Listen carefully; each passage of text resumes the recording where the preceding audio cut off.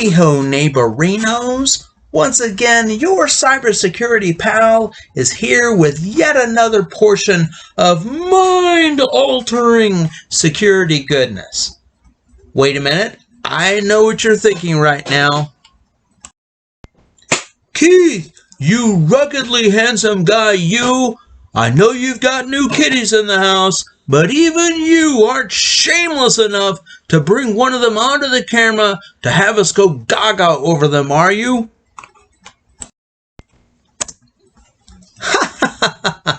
Of course I'm that shameless. Here's Simba, and just like the bad guys out there, he's an absolute expert at getting into stuff he's not supposed to. So, on to the topic for today. First, as I've said over and over and over on these videos, whenever someone out there does something even remotely approaching what I'm doing here, I'm not happy about that. I'm ecstatic about that. Obviously, I'm not doing this for fame or money. I'm doing this to help protect people, particularly non-techies, from the bad guys out there. And the more cybersecurity professionals out there who are doing the same thing, even if, especially if, they're doing it in a different way from me, I applaud them and try to promote them with everything I have. So that brings me to Drew Koenig, aka Drew the Binary Blogger. He has a Security in 5 podcast that I listen to religiously. As the name suggests, most every weekday he goes over the latest news or gives out tips regarding cybersecurity in about 5 minutes. Now, it occasionally gets a little more techie than what I do, but that's fine. I still highly recommend checking it out. Link below, of course. But there's something else that he's recently done which I really want you, especially if you're a non-techie, to know about. He's released a course called 10 Cybersecurity Tips. What he's offering is a 10-part course on the types of topics I've talked about here in these videos, along with some stuff I haven't covered. And just like me, he's specifically addressing non-techies with these courses. They're a grand total of about an hour to listen to in total, with courses such as using a firewall or using a VPN or backing up your data. Now, there are some caveats to this. First, this is an audio course. There's no visuals here. Now, you might be thinking, well, I can listen to them in the car or whenever. Well, yes, you can, but I highly recommend you listen to them at least one time while in front of your computer. Like I said, he's teaching you how to better keep the bad guys off your computer and out of your stuff. So keep that in mind. The other thing is that this course is not free officially. Officially, it costs a subscription fee to the hosting service, which is $5 a month.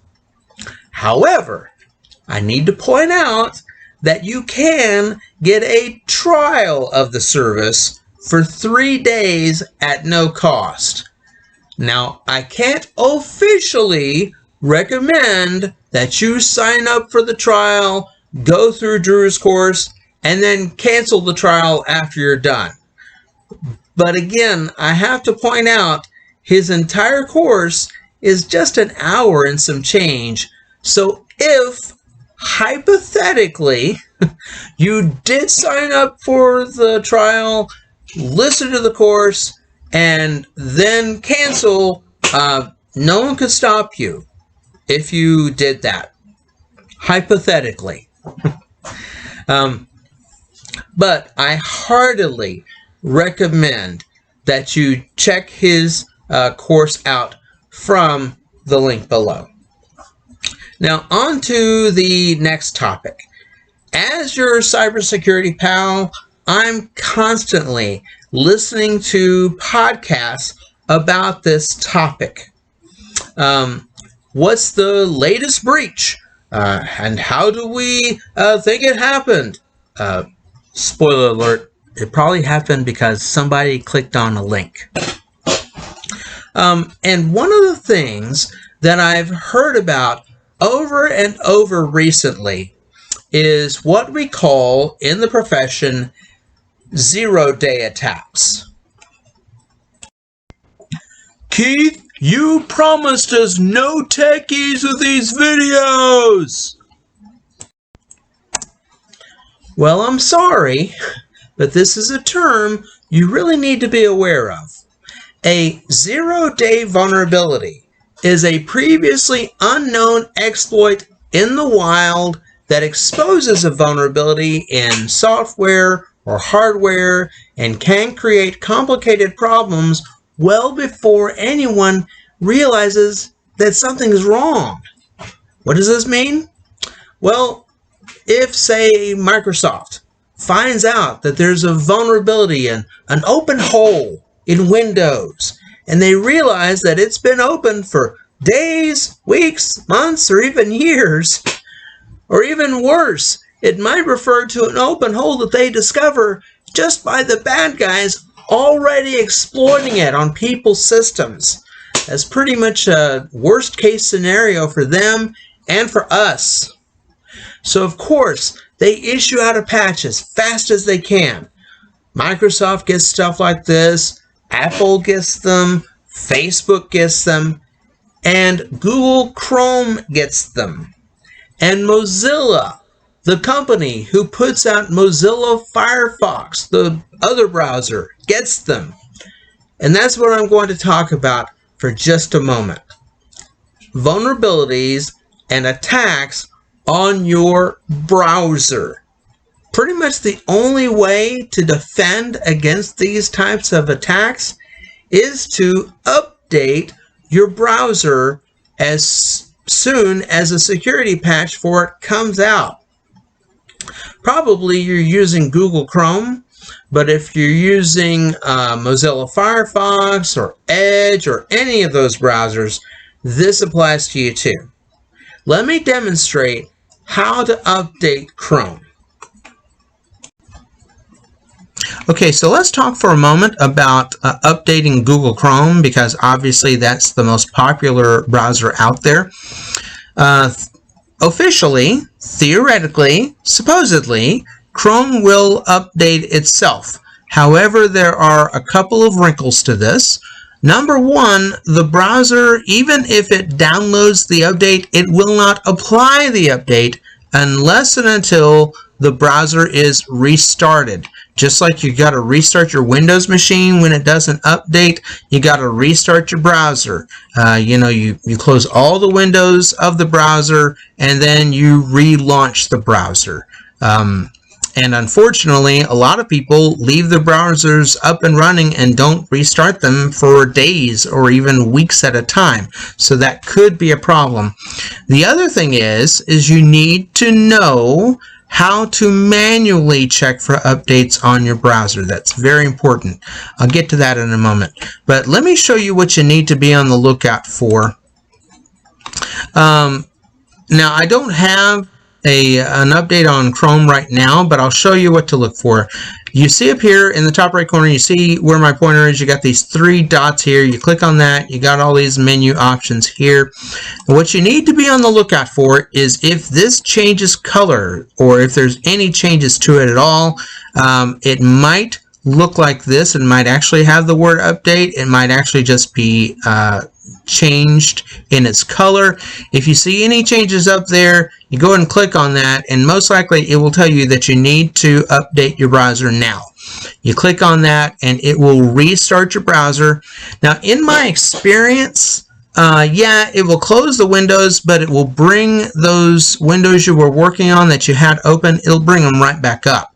You might have to log back into a website or two, but that's a small price to pay for keeping your browser secure, believe me. Now let's talk about manually checking on your browser status here. Let's say that you hear about something like this. Google confirms 7th Chrome 0-day vulnerability upgrade now. This came out on June 19th, 2021, and this is why I'm bringing this up today. This is very, very important. If you hear about something like this, or maybe you just want to check on this on a regular basis, which I'll go into in a moment, here's how you check. You just go up here to the three dots, you click on that, and you go down and you hover over Help, and then you click on About Google Chrome. Click on that, and lo and behold, my Google Chrome is up to date. If it was not, if there is an update available, it would say so, and it would say, okay, click on this, and we'll apply the update and restart your browser for you, just like I talked about before. This is very, very important to know. If you hear about this sort of thing, or if you just want to check on it, this is how you would manually have it check for updates. It really is that easy. Now here's something to keep in mind. As I mentioned, Chrome supposedly will change that three-dot icon to let you know that you need to update it. But even when or if it's working, it's so easy for us not to notice it.